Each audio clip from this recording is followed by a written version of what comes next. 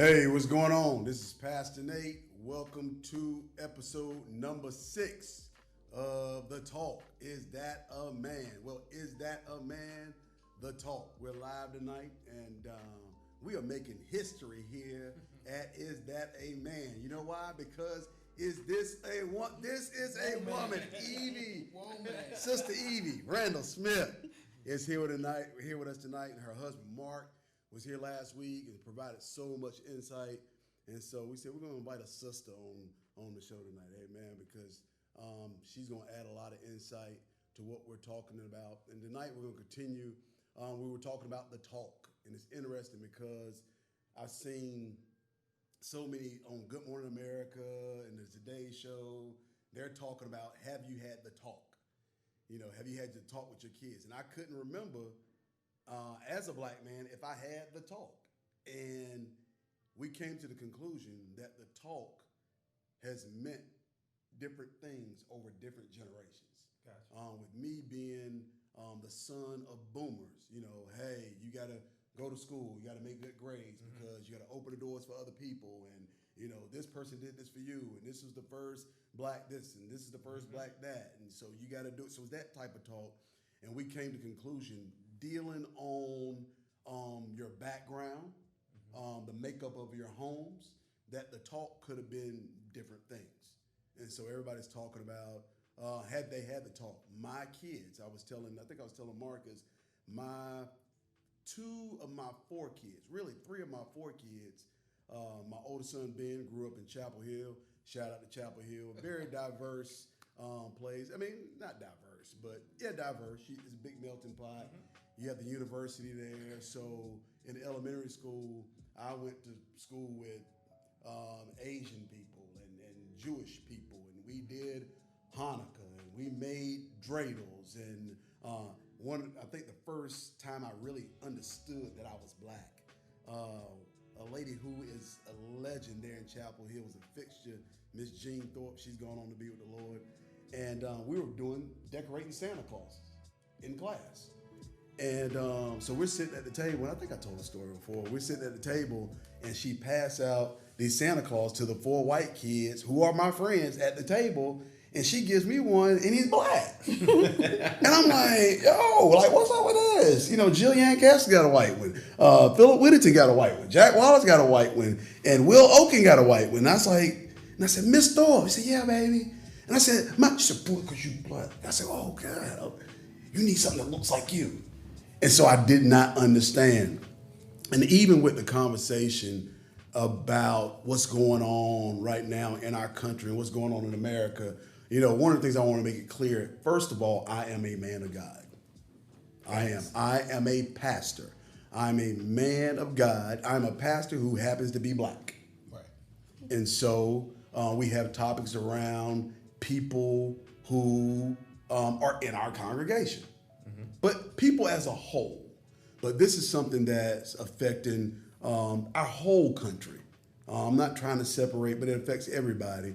But one of the things that I'm very conscious of, I've talked to a lot of people just that I grew up with, that I went to school with. Spoke with Jason Biasi. I spoke with Aaron Kirchkessler today. And they're like, you know, what Lisa Bowers? They said, you know, what can we do?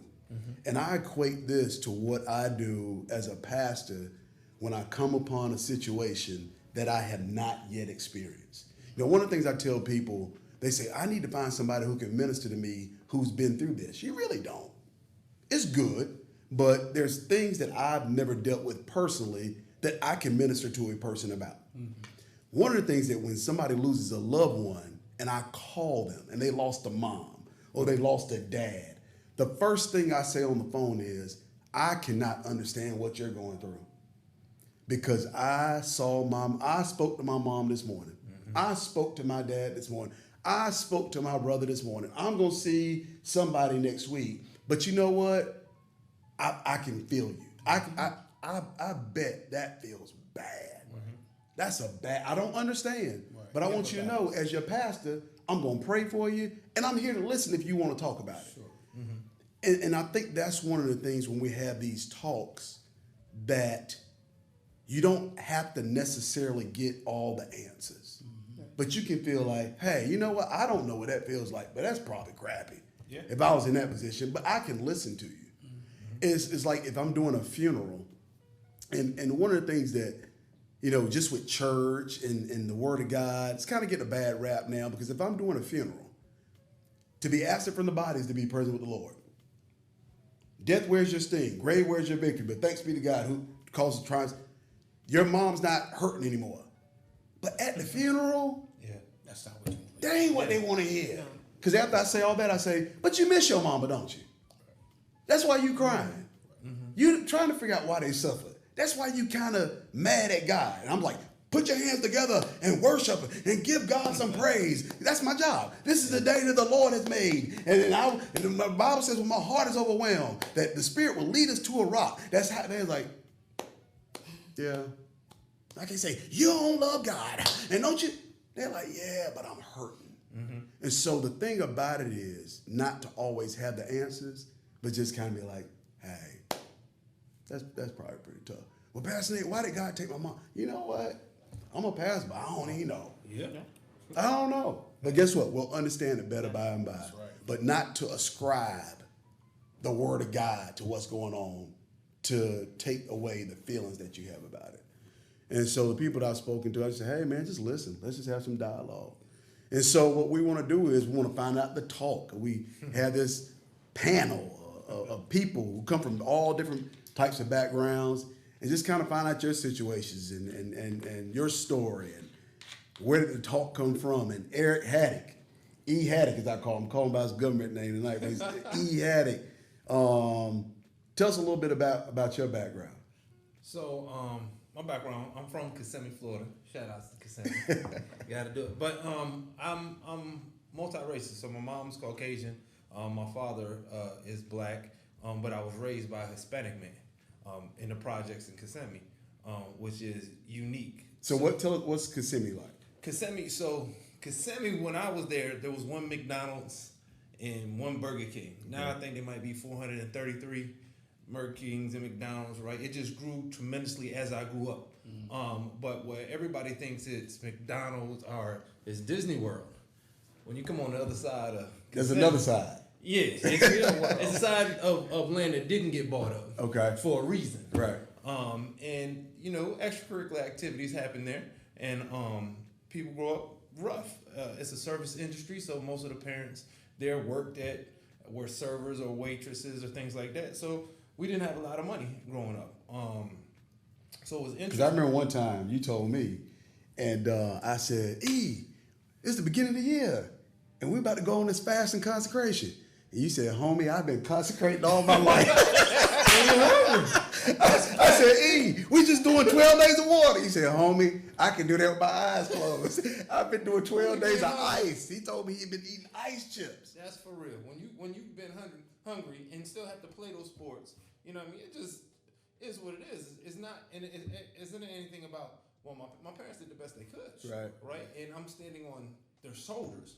Right now, my kids are standing on their shoulders. I had to go through all those things to be able to get to where we are and to be successful and to know what greatness is, right? But to be able to have those pains in my background so that I can help other people that are going through and not judge. And that's white, black, Indian, Chinese.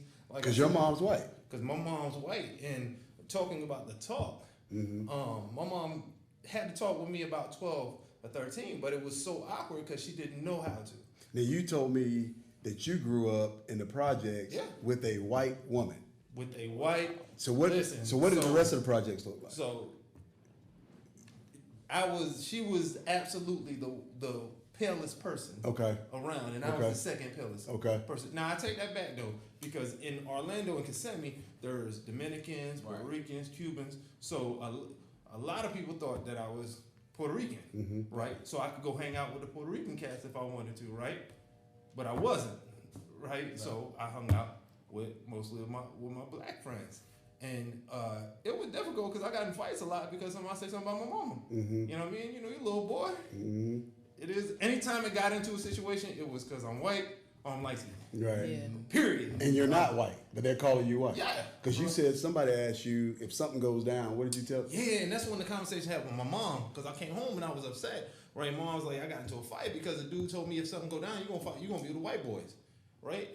And I this is one of my friends. I hung out with this dude, played basketball. So I went home, and that's when me and my mom kind of had a talk, and she was like, listen, no matter what, they see you as black, right? And my mom didn't know how to comb my hair, right? She couldn't teach me black culture, so I would always have to go to my friend's house. I mean, I had collard greens till I was 10. Oh, you know what I mean? Like, so there was things that my culture that I had to learn outside of my household because she just didn't know. Right. So, and then I had to turn around and teach her.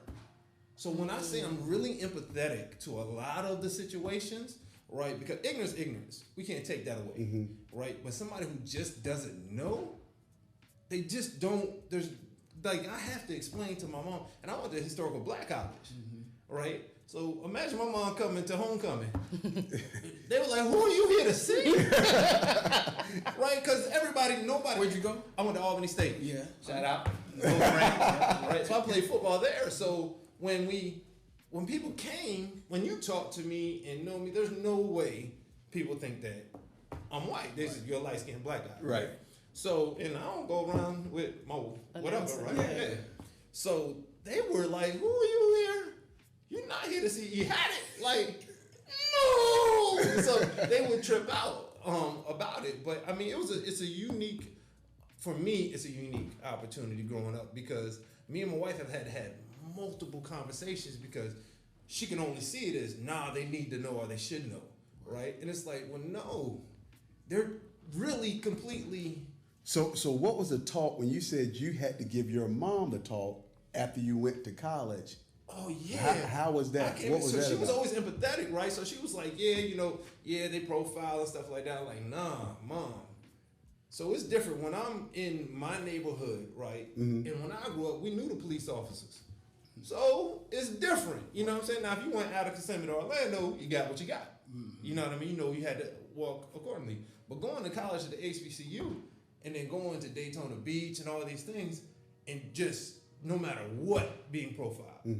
Right? I had mom, no, it ain't like that. She was like, well, you just gotta respect the police and just do what they say. And like, yeah, mom, but what happens when they still disrespect you? When I'm doing everything that I'm supposed to do, mom, right? And I get mushed in the face. How am I supposed to respond like that? And she just has no clue because she can't. Like she's never been treated like that. Was she a good listener? Yeah, because she wants to. Right. But no matter how much she wants to, she just can't. She's not in your shoes. She can't do it, right? So she's empathetic, right? And she loves me, right? And she's saddened for me, right? But only thing she can do is whatever I need her That's good. to do. So she would ask, like, hey, what do you need? I just need you to listen and love me. Because I know it's not you, right? And I know you just don't know, right? But you need to check everybody who ever comes around. Because when your dad passed and I came I went to the funeral, I was really confused. I was like, he's like, okay, P. Nate, this is my mama. I was like, oh, okay. He's like, oh, this is my dad. You doing a eulogy for?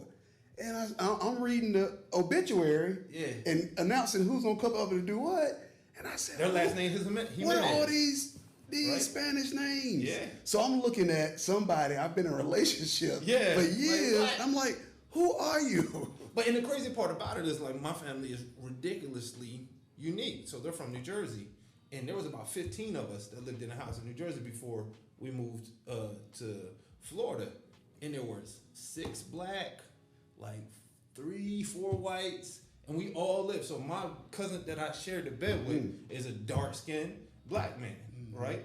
We moved to Raleigh so that my kids can be raised with his kids, right?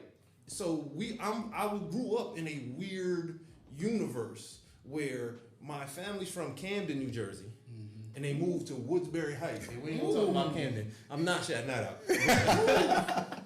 But we're from Camden. The black side of my family is from Camden, New Jersey. Right. And then my grandfather got married. She's white and lived in Woodbury Heights. Right. So we took we took all the black family to move to Woodbury Heights. So you can imagine how that was. Oh like my uncles used to get chased home and everything. Like what decade was that? This was the 80s. Yeah. This is mid 80s. Oh when they were breakdancing and all that Yes, stuff. sir. Yes, sir. So it's for me, it's always been a warped kind of situation, right? But it's just one that I know how to navigate and survive, right? You'll get some people who are going to be able to communicate with you and get you, and then you're going to some people that's going to be ignorant no matter what, Right. because it's in them, right? But it went on both sides now. Yeah. Like I'll be honest, and nobody ever wants to hear it. I got treated terribly by Caucasian. Well, boy, I got into more fights with my black friends simply because they would not allow me to be black. Really? Like, What does that mean? Not allow you to be black? Because no, you're white. You weren't black enough. Listen, I wasn't black enough. Okay. Listen, you know when I started winning that argument? When they named Barack Obama the president of the United States as a black man. Right. A multicultural. Yeah. Now, you easy. see, but that was my whole life. No. Yeah. Right. He's not the first black president. You know, Right. that like that's how they would that's how I viewed it. You know what I mean? So when you say you have to be 4 times better as a black man for the white folks, I felt that. But heck, I still had to be 5 times better, you know what I'm saying, than the black guy. That's just how my mentality. Nah, that's good. And it gave me a chip. Yeah. Like, so, and I played sports. So I didn't have a large friend circle because I had a chip. Like, you view me as a certain way. You know what I mean? So I'm like, I was in my freshman, sophomore year in college, I was fighting everything because I went to a historical black college and I want to show everybody I'm black enough. All right. So Evie, what about you? Because your household demographic, Mark was here last week, is kind of, would you say, it's similar to Eric's with your children, or how is it different? Well, I'll start with my beginning. Okay. I was born and raised in Gary, Indiana. Okay. Oh, Joe Jackson. Yeah. And then I was raised by pastors. My parents are pastors. Okay. Did not know that. Yeah. And then I went to Kentucky State University. Shout out to my HBCU. Yes. And Well, I'm honorary Eagle, so I'm like all y'all. Y'all from HBCU. all right. So y'all, I'm in the conversation. Yeah, I'm in. so growing up, I grew up around black people. You know, I grew up around some white people. I grew up around a good majority of Hispanic people. So we grew up together trying to get along, you know, and I think we were the generation that I was raised by people who were raised in the civil rights era, in the segregation era. My parents were born and raised in Memphis, Tennessee. So they went through it. So, and then my parents taught us not to see color. And so we just enjoyed life. We just had that kid life, that neighborhood life. That was my Then bring up too. Yep. I met my husband when I was 17. Okay. He was already at Kentucky State University. I went to HBCU with him. Right. Oh, I got Together. Okay. Yeah. I did not. He didn't tell us that part. Yeah, he was there first. Yeah, Mark, we're gonna get you. You got that part. Yeah. So, you know, and we that's had an something. amazing time in college. You know, people accepted us. There were some that didn't. Yeah. And that was cool with me, you know. We had a great time. We have a lot of friends. We have lifelong friends. We got married. We had children. And early on, that's when we knew that people saw our children as black children. When you say early on, they saw what made They were little you? kids. Was there a moment he's like, okay, that's how they see them, or you just kind of knew it? You just kind of know, you know, and you just roll with it, you know. Even in the church that we were in prior to moving to North Carolina, the people that gravitated towards us were black people. There was some white people, but more so, you know, the black people, and that was good. That was okay. But as the kids got older and began to go to school and things like that, they were at a point where they were kind of outcast because we lived in a community where it's mostly Indian, very little whites, very little blacks. And my kids were like, you know, well, who do we hang out with? Who do we associate with? And then it was who wants to associate with them. You know, because some kids, they look at kids, they don't know what they are when they look at them. And they just kind of push them to the side because they can't figure them out. So my kids ended up just being friends with everyone and being, you know, social with everybody. But there became a time as they got older that they navigated more towards the black crowd. And growing up, they would spend their summers in Gary, you know, and they spent a lot of years with my side of the family, with the black side of the family. Eventually, they spent time with my husband's side of the family, but by that time, they had been so seasoned by the other side, that was their preference. But we've always had to teach the children, you have two sides and you need to know both sides. You need to learn the language of both sides. Absolutely. When things jump off, you need to know what's going on both sides and how both sides will react. They've never really been accepted by the white community as white, and that's okay with them. But when you have biracial children, you always have to remember there's something inner within them that they battle all the time, no matter who they try to identify with. Facts. So, I mean, we've had incidences where my oldest son was pulled over by the police. Thank God he didn't have any issues. But we had to tell him, when you get pulled over, they don't look at you and say, oh, his dad's white, he good. No. They look at him and they see a light-skinned black guy, or either what they think might be a Hispanic child. So we had to tell them, put your hands up, make sure your wallet's out, don't make any sudden moves. But, you know, we had to have that conversation with our kids, and even with my daughter, you know. And with my daughter, the talk is different because I have to tell her, if you're going to be in a relationship with a black male, you got to be ready to take what comes with it. What do you mean by that? Because he gets pulled over. He's going to be a target. He's you're always, with him. and you're with him. Now, my brother-in-law, and I asked him, could I share this? My brother-in-law lives in Denver, and his wife is white.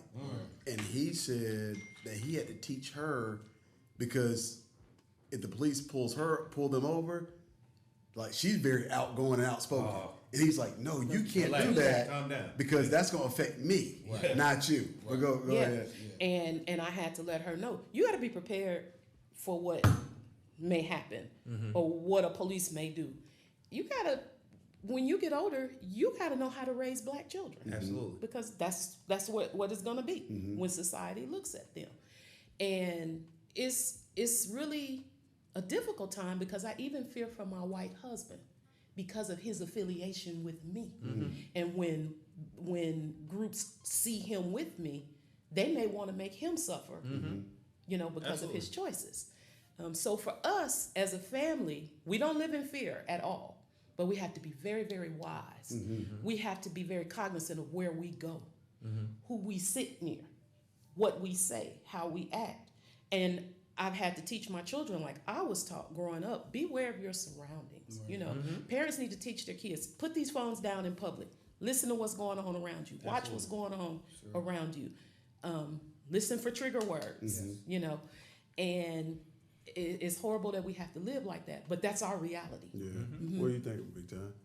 No, I mean, I'm sitting here just soaking it in, but my upbringing and my surroundings is, as I mentioned before, I was raised in Rochester, New York, single mom. Well, by the time I came around, it was a single mom. My dad and mom split by the time I was born. But in our neighborhood, it went to a all-black Catholic school, went to an all-black high school, went to an all-black college.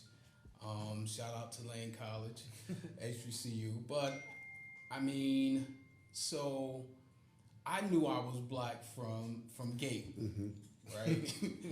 Same here. Make no mistake about that. So, but in my household, I mean, love permeated throughout the house. So, one of my best friends, David McElroy, his mom was white, his dad was black, and Dave, I never saw Dave anything differently. We played, we hung out, we did everything together. But it was one day I was, you know, his sister she was very keen to her white side. Okay. And Dave was with us. Yeah. And it was cool and everything. And it was just, I just couldn't imagine how, because when he's hanging with us, when we're out doing what we do as young teenagers and adolescents, and we're talking the way we talking, and things happen. And I remember a situation where we were on the corner. This was in the breakdancing era. So we was on the corner with used to have your linoleum, right? Yeah. Or your cardboard box ready on for the action corner. at any time. And you get down with the get down, right? So car passed by and said some racial epithets to us, and so we respond back. Mm-hmm. And I just like, after it was all over, we didn't think about it at the time. I was just like, but he got to go home. Mm-hmm. His mother is what we just said to this person. Yeah. So I'm just like, I couldn't imagine the battle. Like you were just saying, I couldn't imagine the battle he was going through. But, I just thank God for, like I said, the love in my family that really taught me to be open. Yeah. And I heard what you were saying, not to see color, but I really did see color. Yeah. Everyone sees color, but it's after what you do when you see it. So I was very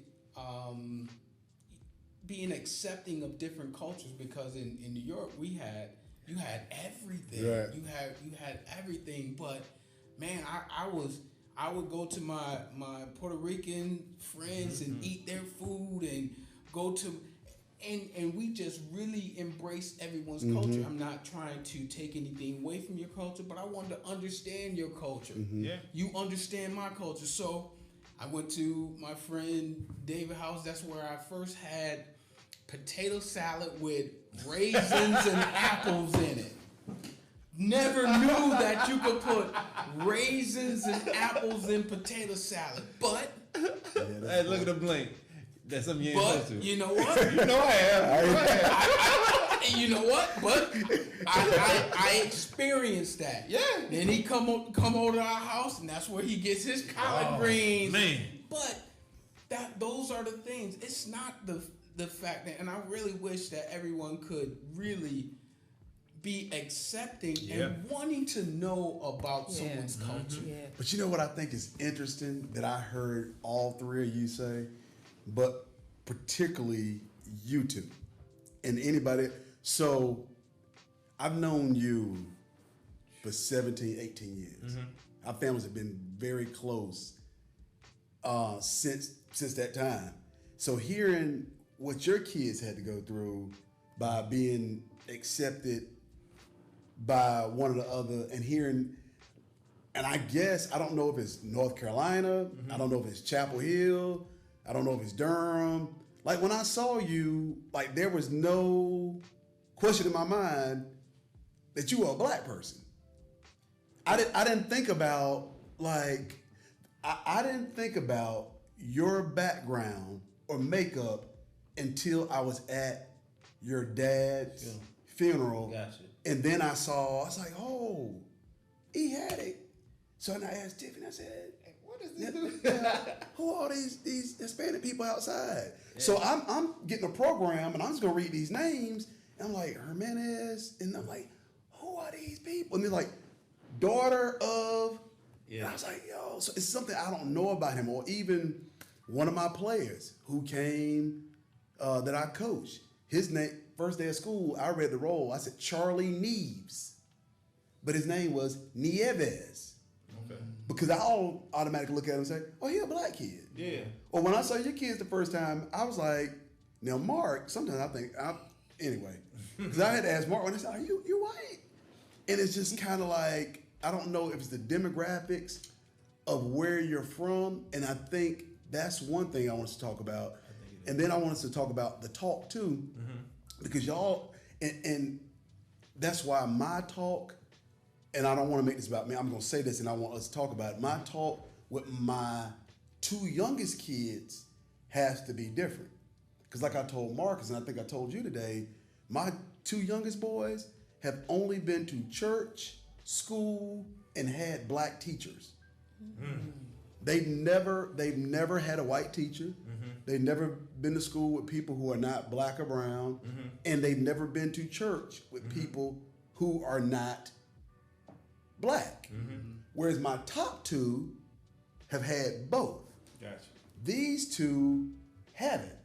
And I say the talk has to be different because then as you evolve, like I'm thinking of something y'all said, and then I want y'all to chime in. Cole, you know, his second family, the Mitchells, Casey and Dorothy and Brayden and Casey Jr., he came home, he said, Dad. And I said, what? He said, you won't believe what happened. And I said, what happened? I know I told you. He said, Uncle Casey fixed me a pork chop. And I've never had one before because we don't eat that in our house. Yeah. You know, being vegan, we just don't believe in fried. But he said, and we had it on bread. Light bread. Old school. Old school pork chop. And so Casey called me and said, man, what y'all do to that boy over there? And I said, what? He said, man, Cole ain't never had no pork chop. I had to give it to him. But you know, they're doing tofu and hummus and their mama doing avocado. Yeah. You know, and so that's why I call them cul-de-sac kids. Yeah. Because it's just different. And I told my friend, I was like, I don't want to make sure, like, I'm not doing these cul-de-sac kids a disservice. Yeah. They go, you know, he's like, oh my God, it was so good. It just changes my. You didn't sleep thinking about it. He hadn't had one since. Lord, Casey, he brought us a pork chop. He came home smelling like pork chops and everything. He said, Dad, it's still in my closet. So I want to make sure, because I know who I am, but I want to make sure, you know, I just want my kids to have a pork chop. Right. So why do y'all think, so the first thing I wanted to have a discussion about, why do you think, when I saw your kids, before I saw, because I thought Mark was black. Anyway, that's for another discussion. But I just said, oh man, he had it. Oh, that's his wife, Tiff. I see their kids. Oh, he black. Yeah. And I never asked you, because it didn't matter to me. Yeah. Or I don't know if it didn't matter, because I automatically put you in that group. And I think it's the venue we were at too, right? So Okay. we were the venue, we was at a black church. But if I saw you somewhere else, I would have thought the same thing. Okay. So when I first came in here and I saw E, and because of like what you said from my upbringing, I would have swore you were Dominican or Puerto Rican. Really? That's why I get away with it in Kissimmee. Well, see, in the South, Yeah. I just thought you were, when I saw you, I thought Because you there's not as many Dominicans and Puerto Ricans and Right. Cubans. You go to Florida and the Hispanic culture is everywhere, right? So you see that, you know what I mean? And I listen, when I was a kid, there plenty of times I did pass for a Puerto Rican kid. I mean, they have beautiful little girls when I was there. Right. You know what I mean? Right. So yeah, learn how to sauce and all So that. what do y'all think about this comment? What if I would have, when I met you the first time, or I met your kids the first time, now I'm playing devil's advocate, and I said, what are you? If I ask your kids, like, what are you? If you ask my kid? If I ask you that, is that an offensive question, or? So, if you just walk up to me for no reason to ask, No, we were talking. I'm like, man, because I get that all the time. I do get that all the time. People ask me that, especially with my hair growing out, right? Because it's curly. So it's like, well, yeah, what are you? Nah, it's normal. Is that offensive? No, for me, it's normal. Okay, it's normal. What about for your kid? I don't think it would be offensive to them. Because most people think my children are Hispanic anyway. Really? And so they usually ask I thought your son was just a big boy. I said, who is this big guy in church that his legs can't even really fit in the thing? That's what I thought, but go ahead. Yeah, usually they'll ask them, are you Honduran? Okay. You know, are you Puerto Rican? That's usually, and usually if someone asks them that, it's because they truly don't know and they want to know if they are Hispanic or what, you know. So I don't think they would find it offensive. I've had people that ask me, what am I? Yeah. That's it. But, you know, it's not offensive. Yeah. People, and in the days and the times that we live in and, you know, cultures that mix and things like that, You're going to get it. you're going to get those questions. Yeah. You're going to get asked that, you know. So I wouldn't take offense to it. Yeah, I just, with my boys, I'm just kind of like, you know, one of the things that you guys also talked about, and I want us to talk about is speak the language. And, you know, what's kind of known as code switching now. And where I was talking to somebody, and I was like, hey, if one of my boys are going to take trash out and they have a do-rag on, I'm like, hey, you can't go outside with that. Mm-hmm. It's like, Dad, it's like from here to there. I'm like, yeah, you can't go outside like that. And they don't understand. And it is, but I'm just throwing this out for conversation, but is that fair? Is that fair for somebody, and I'm throwing the word fair around lightly, is that fair for somebody 11 that say, it can't be see me, love me, this is who I am, this is what's going on? Do y'all think that's fair? It's really not fair, but at the same time, the way that they get treated because of what people see is unfair. Mm-hmm. And so as parents, we try to protect our children from unfairness. Absolutely. We take away things from them that really shouldn't be taken away just to protect them, So. Let me give a quick story about code switching. Mm-hmm. I was working at this company out of college, working at this company, and my cousin called me. And when he called me, for a minute, I forgot where I was at. So I'm facing, imagine we're in a cubicle, I'm facing my laptop. My back was to the opening of my cubicle. And the girl that was adjacent to me across the cubicle from me, Julie, I'm talking to my cousin and my vernacular switched, right? Really? So I'm talking to my cousin. And I spin my chair around and she's just like, I've never heard someone talk jive like that. Oh my God. She did not say jive. She said that.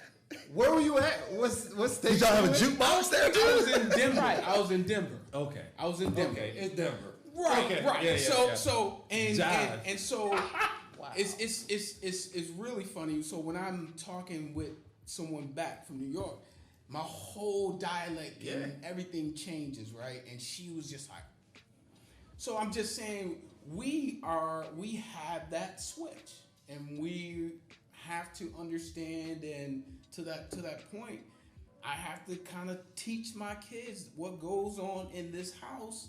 That's what stays in this house. And when you're out in society, you're representing this family, and you have to act a certain way. I don't think I've ever, far as communication, and I'm no more special than anybody. I'm saying my experience, my truth. Like the way I am now is what it is. I've been like this. So in a church, I'm going to say, does everybody understand? I'm going to say, hey, we Gucci? Yeah. Because and people are like, we're Gucci, Pastor Nate.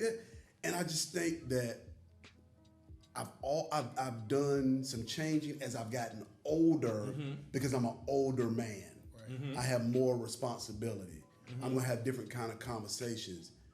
But and it hadn't been that much switching, but I'm going to say, like it was somebody talking the other day, and me and my daughter having a conversation, and the reporter said, hey, I'm going to be honest with you. And I asked my daughter, I said, what would you thought if he would have said, hey, I'm going to keep it 100? Keep it real. And she's like, I was like, why would you say that? And I said, but that's how you talk. And she's like, yeah, but you don't say that there. And I was like, okay, Jalen Rose does. And I think it's the arena, though, right? So I think because ESPN is not a big arena. I'm playing. It's not the big arena. It's the culture within the arena. Okay. Right. Yep. So basketball is a culture it's black culture, right? So when they try to take away the cultures, when they put everybody in suits because it was going too far with Allen Iverson, right? So it's still a culture within it, right? And how they talk is. So when you turn into ESPN, you're trying to hear the culture. So it's advantageous for him to speak to the people that he's looking for. That's good. You're absolutely right. It's guaranteed when he's in contract negotiations in that boardroom, he didn't say it. He didn't say that. Let me ask you this. Let me ask you this. If you got $7-8 million, do you have to speak different? Because that's a whole different demographic. Because I'm depends if you try to make $14 and $21 million to some aspects. But if I can do this is the only thing that speaks there, right? Yes and no. Because LeBron James don't have to take his do-rag off. He don't have to, but I'm in your again. Because I'm thinking like a millennial would think right now. What I'm saying. When LeBron is in he has, he's an entrepreneur, has many things. He is all things to all people. Does he have to be? He doesn't have to be anything. Okay. He doesn't have to be. You're absolutely right. But when he is in a boardroom talking to his board or being on a board, he's going to act accordingly to that board. So why do we have to conform to how we think they should see us, but when we walk in a room, they don't change for us? You're absolutely right. Why can't we just be who we are? Why do we flip a switch to impress? Because my wife, the way Boy. she was same way. she was at 12, that was tequila. Right. At 12. My wife too. When I walked into the auditorium that we meet right now to have church, and I saw that was her. That's her around me. That's her around my cousins. That's her around my friend. It is not. If she were to be somebody else, I would divorce her because I said, you are schizophrenic. If she was to be me, Gotcha. it's not her. Something would be terribly. If she said, hey Nate, I'm gonna keep it 100, I would say something is wrong with you. Right. Because you have never used that word before. And the thing about it is, I like her like that. Yes. Yeah. Well, that's what Because you Like, she's like, genuine. like that. That's who she That's is. what- And that's why I what it think is. being genuine. But for me, the fact was I grew up speaking this way. Because my cousin's the first one to ever go to college. I'm the second one to ever go to college. So there wasn't any. The only people I knew that went to college were my teachers before that. Really? You understand? So this is how we talked. Like my mom and my dad, they cussed about everything. Everything was a cuss, and it wasn't an offensive cuss. Right. It was just the exclamation point at the end of the sentence. It's like writing. It's like sending your wife a text about an explanation about something, and you got to get a dictionary out. Oh, my wife, I do. Yeah. And you know, because she texts you. I asked her a question today, and she said about this. I said I had to wait till my wife got. I said, "Hey, what's What that does it Tiffany mean?" say?"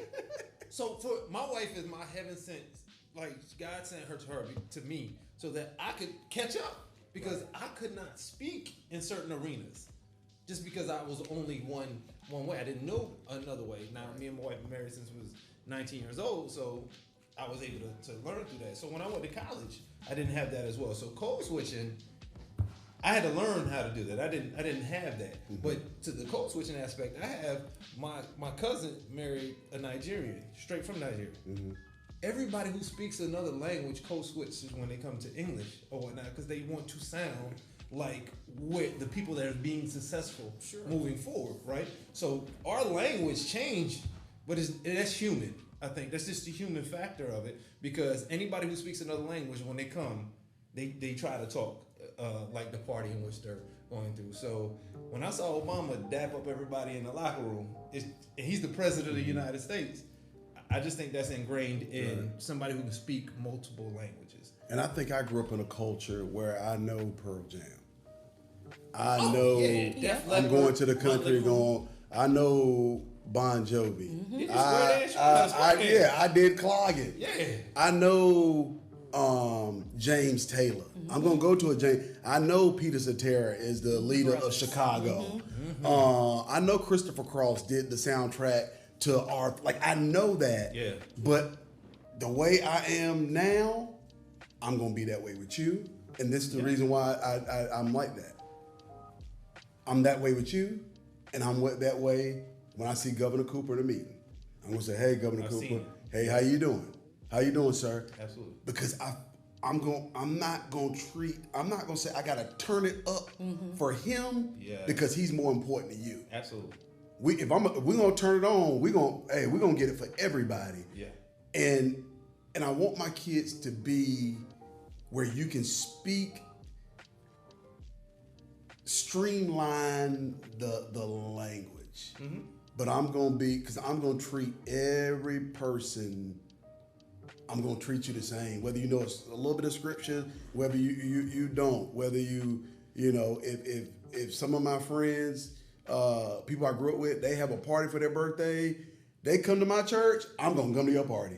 Now I'm not gonna do it because the thing is, your space is the different spaces, you know, which I think makes us. But you were telling me that you moved from Morrisville to Southeast Raleigh. Why? On purpose. On purpose. So when we first moved to North Carolina, we were in Morrisville, and their elementary had like 42 different flags. That's where we are now. Right. So all Cedar Fork was the elementary. That's where my Shout children went. Yep. So and I pulled them out.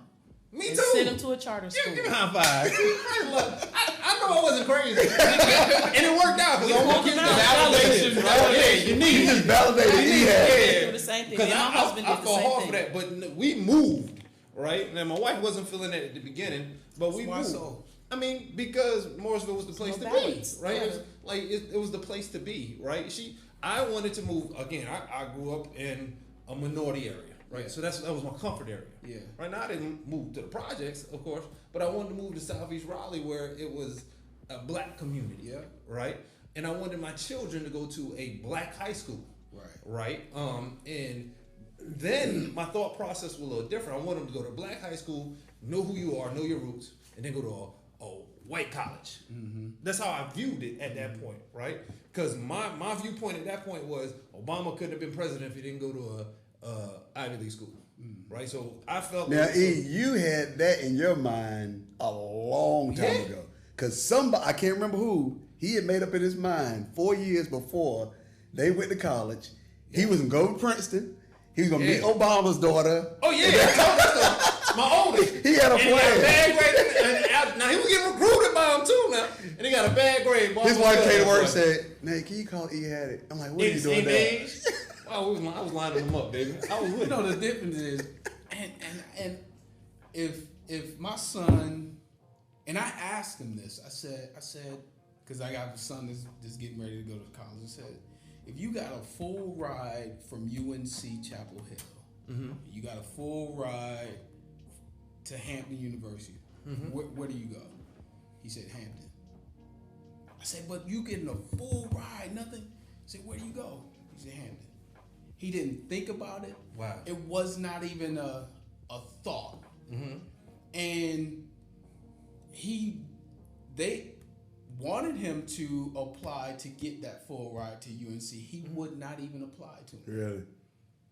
He said, I'm not even going to apply. I said, why not? He said, why would I waste my time applying where I know I don't want to go? And so, I mean, that was, and I don't know if it was the culture in the house where me and my wife, I don't know, but I never really had that conversation to him, but he came to that conclusion on his own. And so I think for us, back to your comment about the code switching and why do we have to switch? And I don't think we have to switch. I think we switch because, for me personally, I'm a dark complected African American. That's a whole nother different type. And that's a whole nother different type of African American. Yep. Absolutely. Whole different type of black man. That's very true. I'm public enemy number one. Yep. Facts. Public, and I walk in these shoes all day, every day. And I'm in areas that I probably shouldn't be. Because I remember back, I was at this conference in New Orleans. I was actually a panelist on this thing, and so before I get up there, I'm down on the floor and getting a drink of water, and someone asked me something like I work there. I said, no, that's my name up there on that panel. So and they were like, oh. But I'm like, why do I have to do that in these arenas? But to the language and the code switching, I do it because if I talk the way I talk with my cousin in they consider me a threat. Yes. And their mind go back to the same imagery that they've been bombarded with in the media. Yes. So And in movies. And in movies and in every aspect. So unfortunately, I have to try to change to put them at ease. Because I'm very comfortable in my skin. I mean, I would much rather be myself in all those places.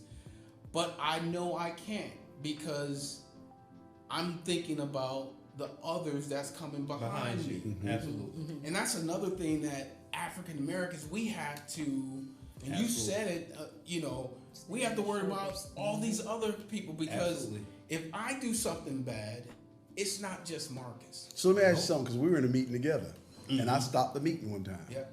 It's a group of us, and I'm from the South. I'm a country boy, okay? And I say a lot, hey, we're fixing. That's what we say in Chapel Hill. Hey, we're fixing. What are you doing? Oh, we're fixing to go over there. And we were in a meeting at a bank, and the lady who gives, so people say, oh, Pastor Nate, you don't talk right. And I said, really, I don't talk right? They said, no, you say fixing. And I said, that's not proper English? They said, no, that's not proper. I said, okay. Now, we're in a meeting with this executive who gives the money out at this bank. I've coached her son. And she said, Nate, because we're fixing. And I said, hold on, what did you say? She said, fixing. And I said, oh, I was told that wasn't correct English. Now, as a black man, they're saying, you don't talk correct English. But so I say, I talk like that because I'm from the South. I'm from Chapel Hill. Right. It's not seen as talking from the South, but she grew up in Carrboro, Chapel Hill, where I did, and she can be an executive and say, Nate, Ryan just loves you, and he's fixing. She's so Just much your as a dialect. Southern Belle. So that's I'm country, but then I have to think about another word, you don't talk proper English, but this lady is the executive and she does. But I'm saying that's how I talk where I'm from. We say y'all, because I'm from the country. I'm not from New York. I'm learning a lot about these areas because that's where I'm from. And so that's the thing. Sometimes I think with us, you have to talk proper. So it's not proper when I say it, but when we both said fixing, and she said, Nate, who told you fixing wasn't a word? I said, he was in the meeting. I said, I hear it all the time. What did they say? Now, She said I wasn't talking proper English. Now, that also goes to a New York education, right? In the Civil War, right? In the education you got below that Mason-Dixon, right? Oh, that's a whole nother. But I just think that's true. That's why. That's why that goes, right? Because the education factor up north, right, is totally different. But their dialect is different too. Now, if he said fixing, they got taught something would be wrong. Proper English. Is that proper English though? As far as taught in the English book, yes. So when anybody tell her she's not talking proper English? I mean, an educated person that she's an very. teacher would. I'm playing devil's advocate. She's very educated. Because of the Civil War, no. Okay. Right. But nobody would ever say you don't talk proper English.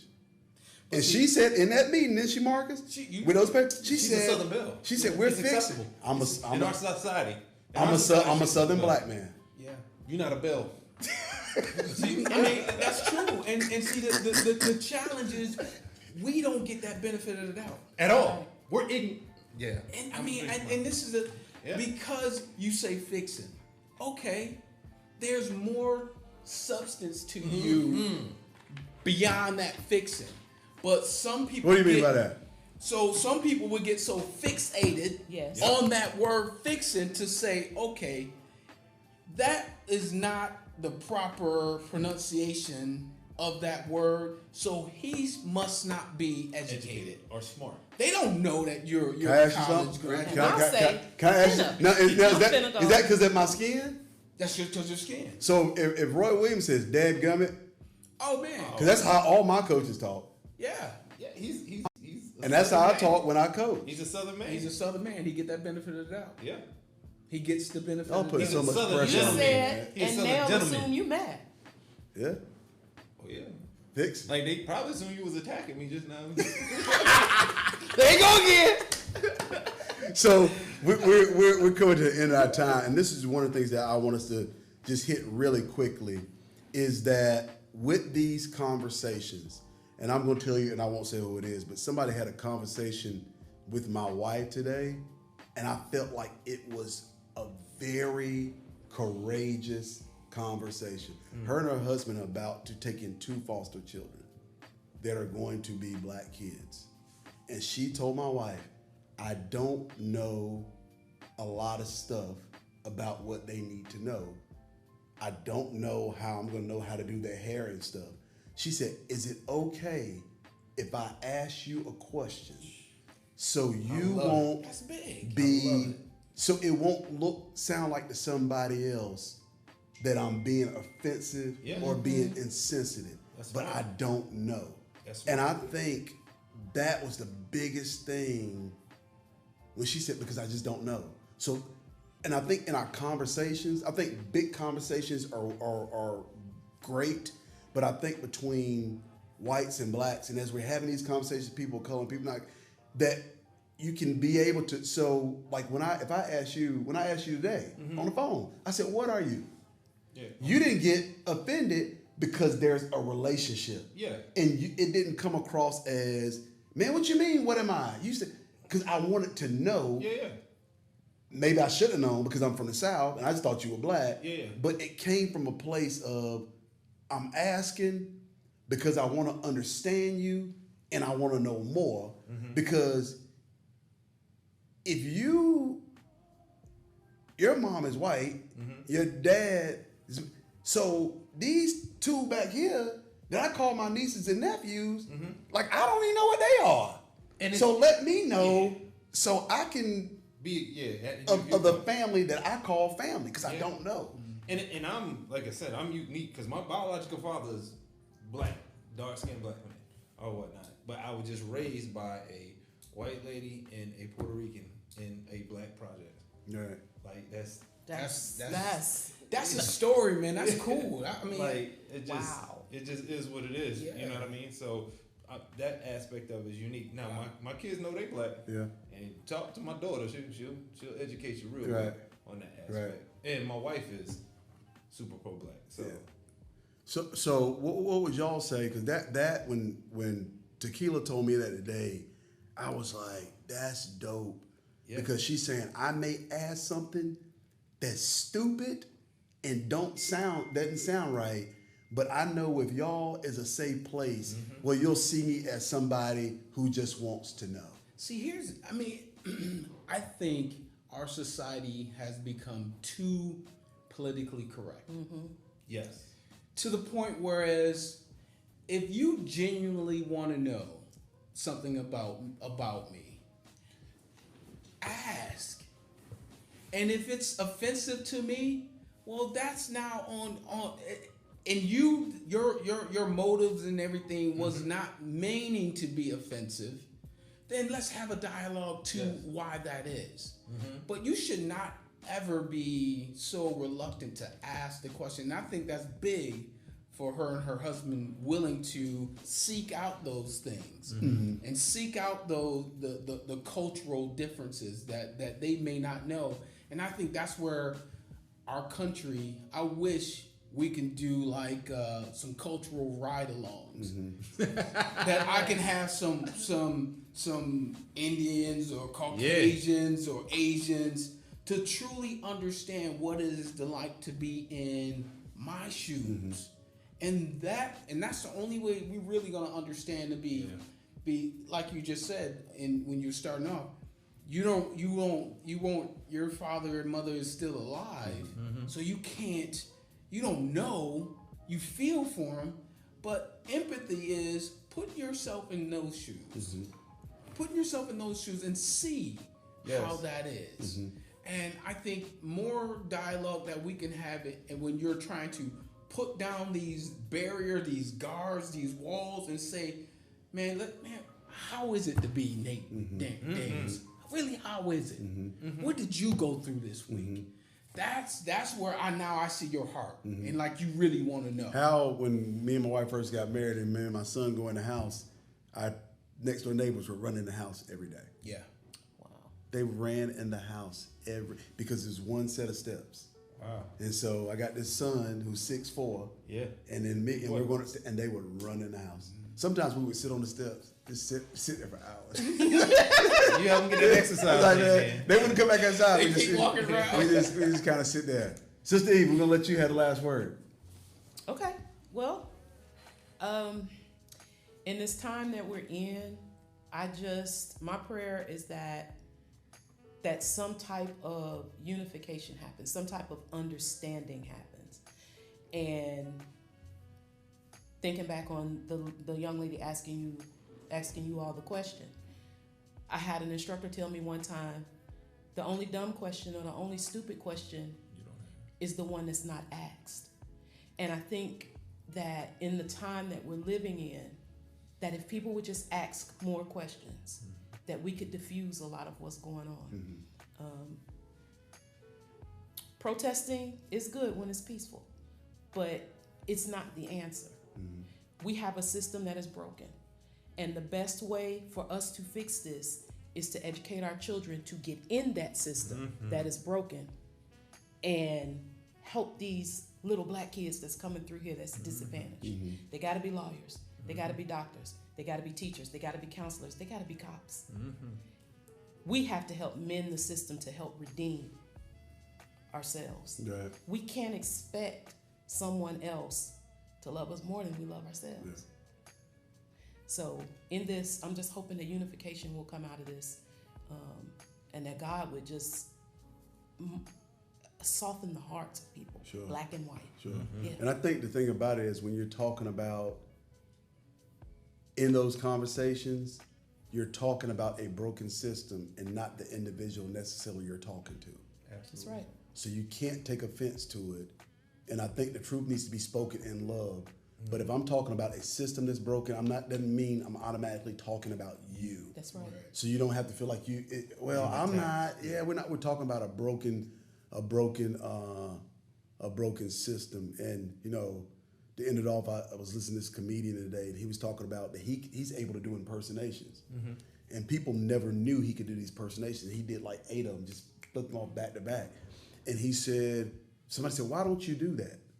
He said, because if I do, in the middle of doing stand-up, which is what I feel like I'm called to do, people are going to be saying, do Eddie Murphy. Right.